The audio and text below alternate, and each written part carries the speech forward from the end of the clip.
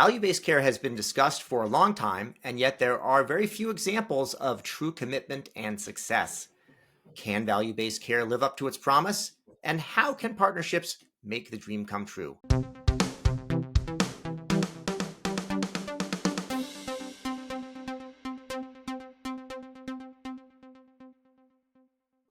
Hi, everyone. I'm David Williams, president of strategy consulting firm Health Business Group and host of the Health Biz Podcast, a weekly show where I interview top healthcare leaders about their lives and careers. My guests today are Emily Young, president of Tufts Medicine Integrated Network, and Courtney Fortner, CEO and president of Navvis. They are partnering on value-based care. If you like this show, please subscribe and leave a review. Emily and Courtney, welcome to the Health Biz Podcast. Thanks for having us. So here's a broad question for you. What are the big challenges today in healthcare? Yeah, I'll kick that off. We have a very broken healthcare system. I don't have to recite the statistics to you about our cost and our quality and how we look across the other nations or even just Massachusetts and how we look here compared to other states. I think that affordability is a huge issue. It's one that we've been talking about for years, but it still remains in the forefront and it's becoming a bigger and bigger issue in a global environment. I think that access, huge issue. And while we talk about it here in Massachusetts, that everyone has coverage, I'd argue that that doesn't mean you actually can get seen unless you go to the emergency room. I think demographics and the workforce, huge challenge for healthcare when I think about what's happening with the baby boomers and when they all age into Medicare and just a declining workforce that's impacting primary care, it's impacting nursing, it's impacting every single person that touches part of the patient journey. The health inequities are definitely an issue and just continuing chronic disease management and what's going on driving our costs. That sounds like a pretty good list. You talk about international comparisons. Sometimes we talk about, it costs too much and we get too little. I always think a good comparison when someone's telling me about, for example, the Canadian health system, it has this, that, and the other problem. I said, how do you think they would do if you gave them twice as much money? Do you think they could do better? And so we spend twice as much. I don't think we get twice as much for it. I would agree. Yeah, I was just going to say, what it culminates in is a bad experience for both the physician and the patient. And so that becomes a key issue that we're dealing with because our primary care physicians are burning out. And that's just unsustainable for people like us who are young as we age. Who knows what the PCP landscape is going to look like when we're going to need it most. And so that's a very scary thought, and it's a real issue. It could be a big head scratcher because it seems like there's a lot of resources in the system, and yet still, as you're talking about, people might have insurance, but it doesn't mean they have access, and it doesn't mean when they get access that they can actually afford what they're getting, even though it's presumably, mostly being paid for by third parties. And then you hear that the hospitals say they don't have resources, employers are paying too much, etc.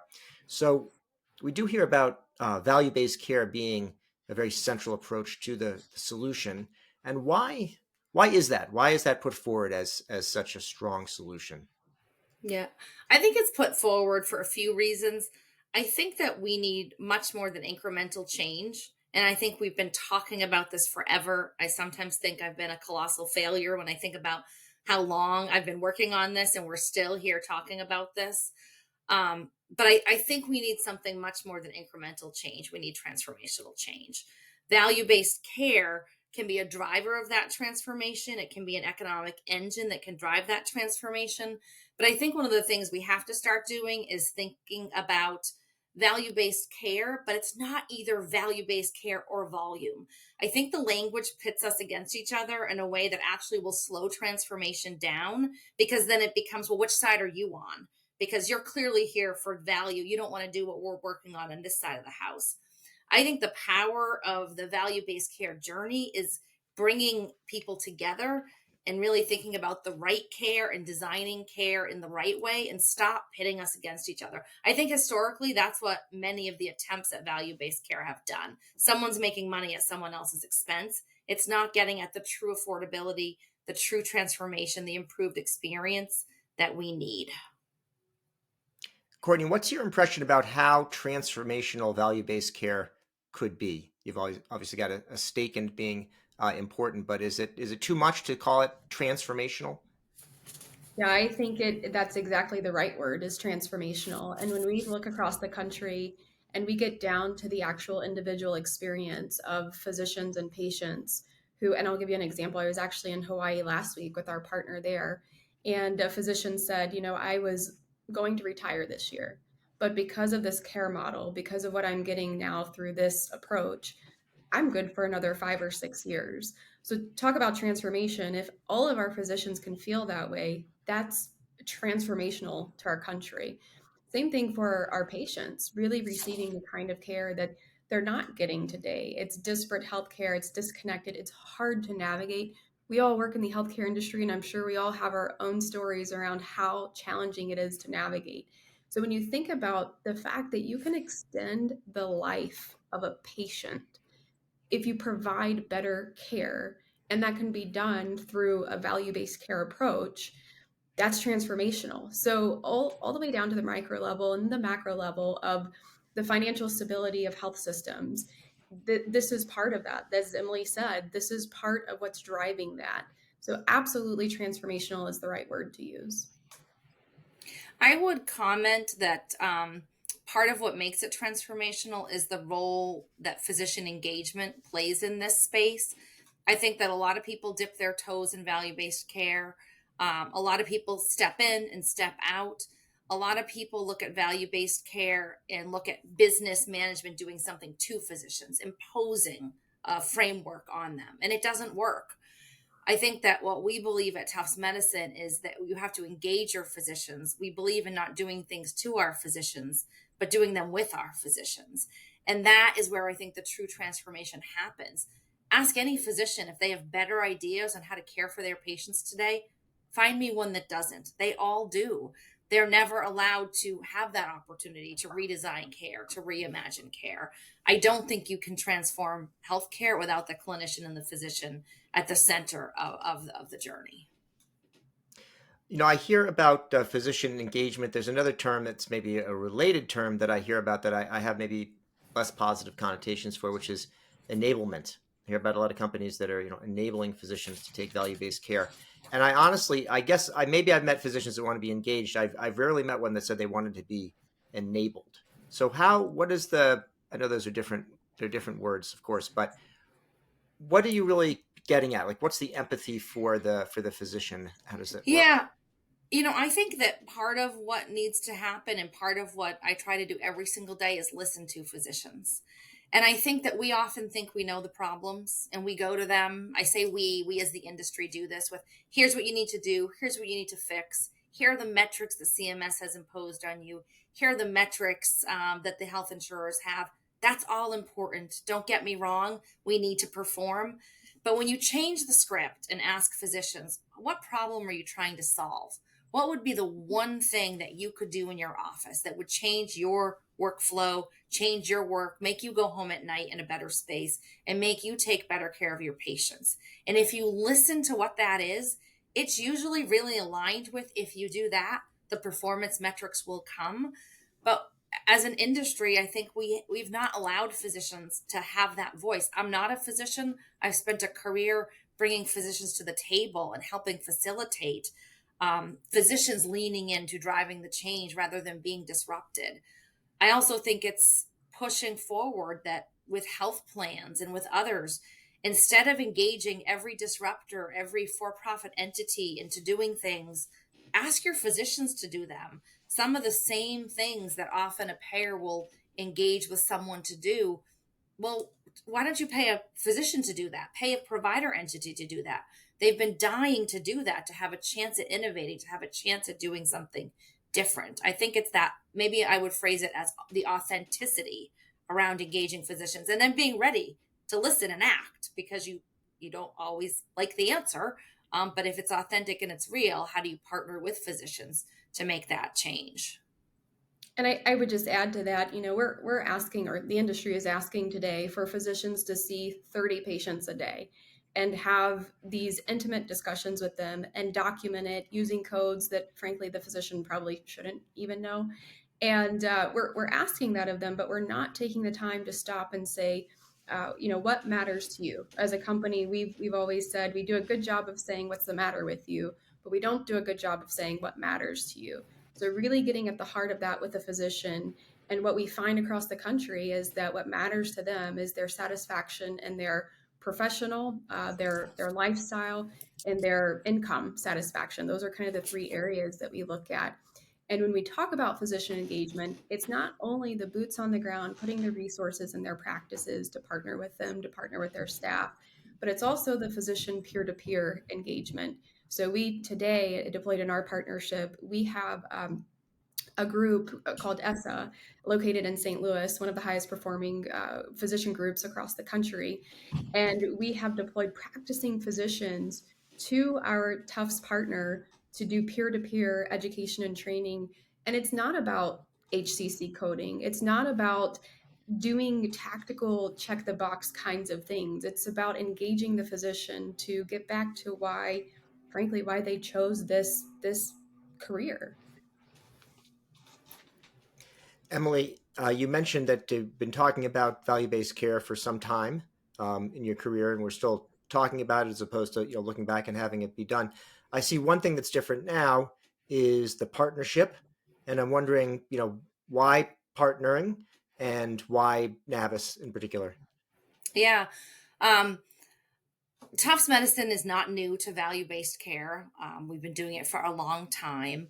But I think the movement to really lean into value based care, not as a side hustle, but as a true transformation, when we stepped back and had an honest conversation about our capabilities, about how fast we wanted to move into this space, we felt that we would benefit from a partner to accelerate that journey and also to help with scale. There are investments that you need to make that, quite frankly, if I can spread those costs over 3 or 4 million lives instead of 300,000 lives, it makes more sense.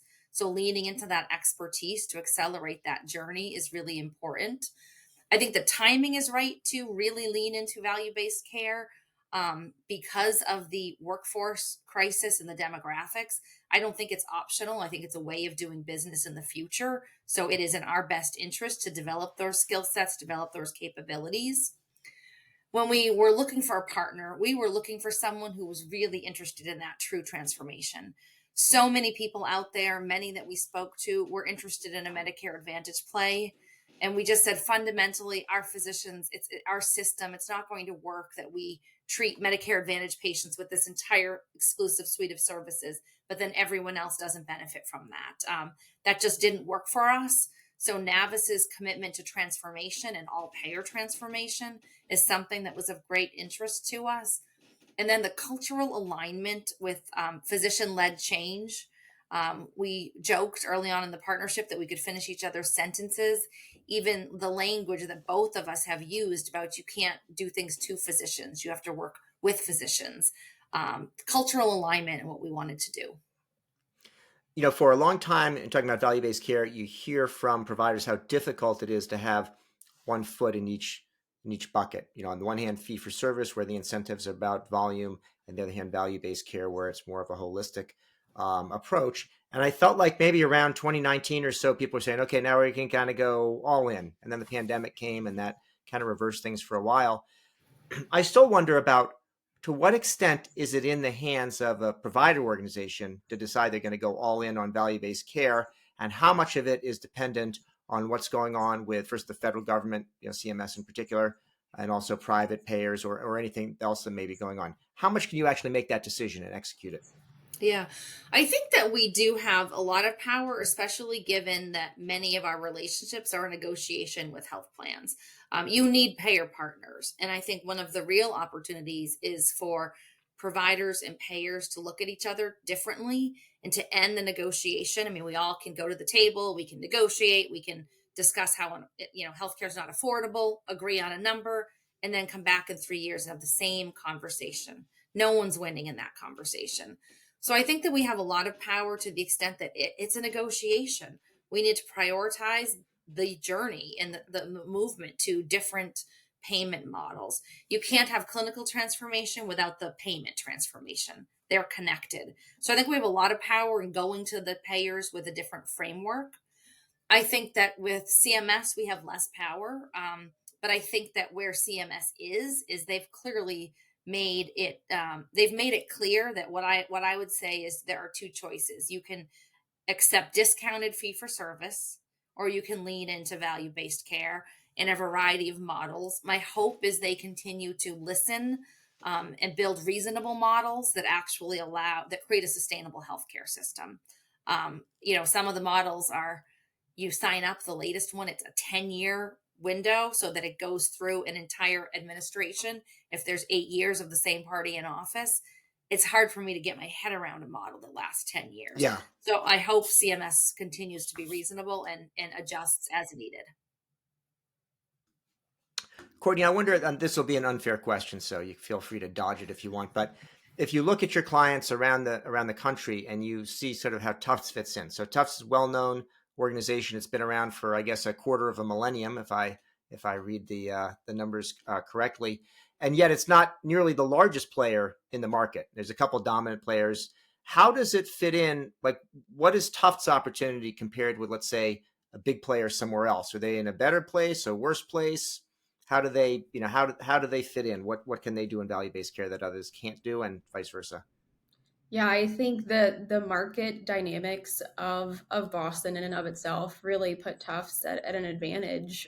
There's a lot of disruption that's happening in this market, and someone is bound to leverage that disruption, and we want it to be us and our partnership together. So, market share aside, this is the opportunity, and this is the time to leverage that. Certainly there are other players in the market also to work with in our partnership that may have market share. And this goes back to the relationships that we need to have with payers. We have to have good relationships there, strategic relationships. So, I think it's a great opportunity. We look for partners that, sure, we want them to have some type of market share, but what's more important to us is collaborative IQ. And as Emily expressed, all the things that make us just culturally aligned and such a good fit to partner with one another. That's why we're partnered with them. Emily, what's your take on the market and what your position enables you to do or not? Yeah. I think that our position does allow us to experiment.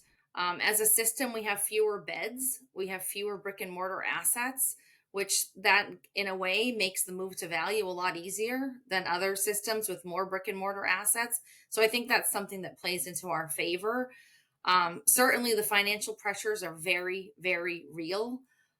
So I think that's a challenge. But I think it's that challenge that presents the opportunity. I always say, if things were great and we were making lots of money as a system, no one would be letting us flip the system and think about doing value-based care. It's the challenging situation that's presenting the opportunity. And I truly believe it will result in better healthcare, and a more affordable system. Well, it's good to hear. And I think, to your point earlier about having worked on this for a long time, it doesn't mean we should give up. It means maybe we've got the opportunity coming. One of the things that we see here in Massachusetts is certainly the story of Steward Healthcare and their bankruptcy filing.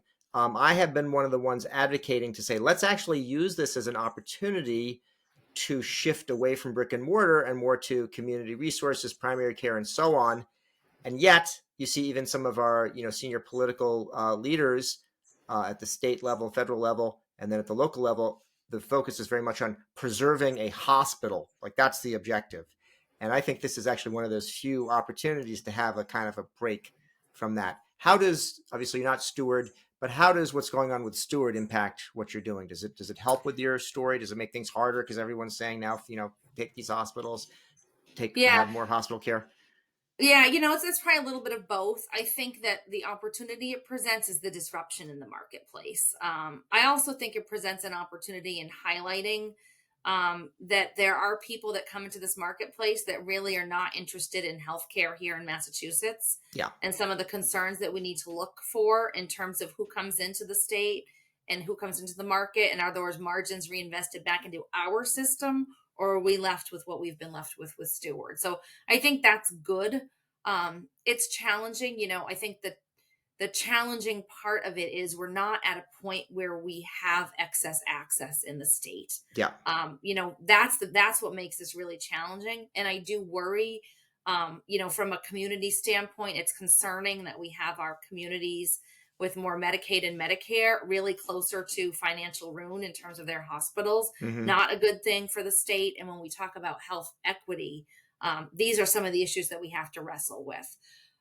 What I like is that it's elevating the conversation. And I think that I'm confident something good will come of it. But I do feel urgency to get there as we think about what the healthcare system will look like as we go into the fall and the winter and some of those busy periods again. Yeah. There the one of the things I recently had on my show, Eileen McEnany, who is leading now an employer coalition on health in Massachusetts, and her point is that employers did have a seat at the table. They really stepped up during the whole Romney Care discussion and have been absent since, or have been backed away. And the sort of focus on service for their employees and keeping costs down is something that they want to bring to the party. And there's this emphasis on primary care and I think on value-based care as well. Do you see that having a potential for um, accelerating your initiatives?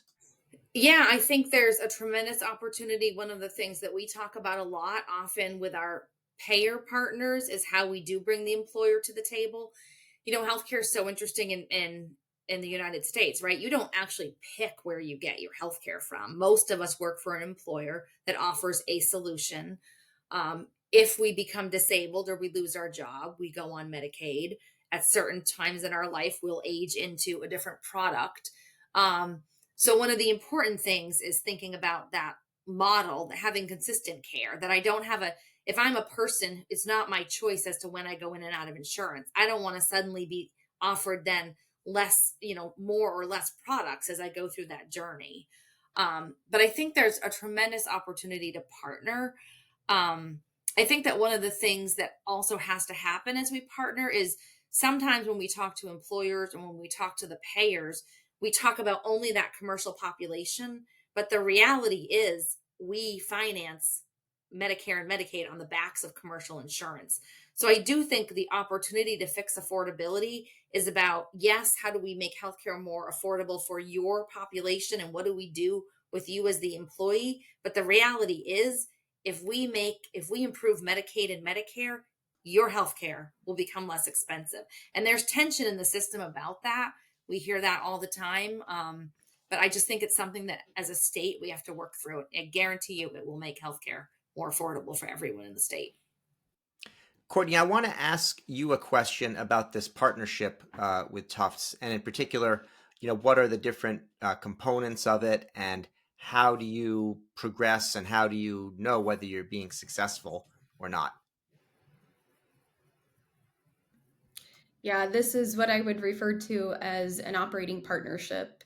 And really, we're touching everything that is what you would consider value based care, anything that has implications to both the physician and the patient experience, ambulatory care management to what we call practice optimization with our resources and the practices, to analytics insights, to payer strategy, to comp redesign, all of those things really creating this ecosystem of care for the patient and the provider. And I just want to go back to emphasize the point that we talk about value-based care, we use the word value, but it's not at the exclusion of volume. We passionately believe that you can have volume-based growth through value-based care. So our partnership also encompasses the acute side from a throughput and capacity standpoint.